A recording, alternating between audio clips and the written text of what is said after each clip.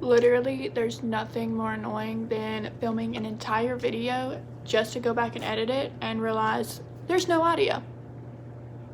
So now I gotta do it all over again. If that doesn't describe 2020, I don't know what does.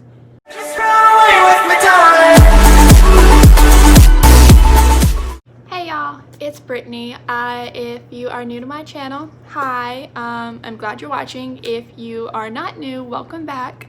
So in last week's video, I talked about stretching my ears to a 1 gauge and how sometimes you have to do in-between sizes when stretching your ears.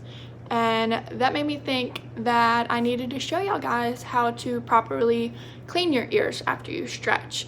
Have first stretched your ears. Since they're so swollen and stuff, it's hard to clean them because you honestly don't want to touch them, and touching them can make it even worse and make them more tender and take it even long to heal them. So the best thing to do is to do a sea salt soak. And sea salt soaks are very simple, very easy. You literally only need 2 things, which is warm water and sea salt. So you can pretty much find sea salt anywhere. I got this at the dollar store, and as you can see, it's a pretty large tub. I mean, it's the same size as my head, and it was like $2, and it's just a generic non-iodized sea salt. You want to make sure it's non-iodized. Like regular salt you would buy for your food is iodized. You do not want that. I personally don't really know what the difference is. I just do know make sure it's non-iodized. That's all I know. So non-iodized sea salt and warm water, all you need. But so I just got this full of warm water, and a shot glass is a little over 1/4 cup of water, which is what you need in your ratio. You need 1/4 to a 1/2 cup of water, and then 1/8 of a teaspoon of sea salt. So I've already put my sea salt in here, and then you just stir it together to make sure the sea salt dissolves, and that's why the water needs to be warm to dissolve it.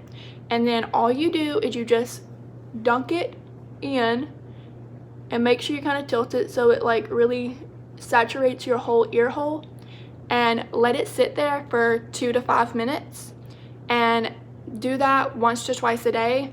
I personally only like doing things once a day in the evening times because I don't want to overstrip or dry out my ears, but it's personal preference. If you feel like you need to do it more, like if you need to do it 2 times a day, that's fine, but don't exceed 2 times because like I said, it will strip your ear and it can actually do more harm than good. And then after about a week or 2, when my ears aren't so sore and tender, I will go on to my next cleaning stage. So by a week or 2, I can start to move my tunnels like it's not so sore.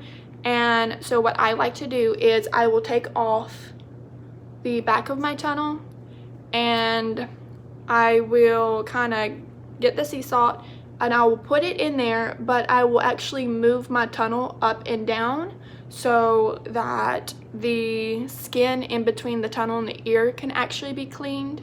And as you can see, like you can see how you can actually see the space in between. When I first stretch my ears, I don't like to move it at all other than to very gently turn it, so that way the crust and stuff becomes loose and you don't have to worry about it healing in one spot, because you do jewelry and stuff the same way when you get piercings. So yeah, I'll just get it and I'll move it up and down in the sea salt solution so it can saturate around the tunnel and the ear. And then I will also get a Q-tip and dip it into the mixture and go around and do the same thing. Now, when my ears have been even more healed, like after about maybe almost a month, that is when I will actually take out my tunnels. And I'm not going to do it right now because I just stretched my ears, so I don't want to take them out. It's still too sore. But I will actually take out the tunnel and I will wash both my jewelry and my ear with antibacterial soap. Antibacterial soap is your best friend when it comes to stretching your ears, new piercings, new tattoos, things like that, because this is the best thing to clean them without drying them out or hurting them. because other things like peroxide, there are a lot of things people use that damages it, and it actually prolongs the healing process. So once my ears are healed enough to actually take out the jewelry, I will wash it with antibacterial soap and wash my ear with antibacterial soap. Now, once my ears are fully healed and I can take the jewelry out and keep them out for overnight or for long long periods of time, then I will actually, honestly, I get lazy and I will just use whatever face wash I use to clean my ears and the jewelry with.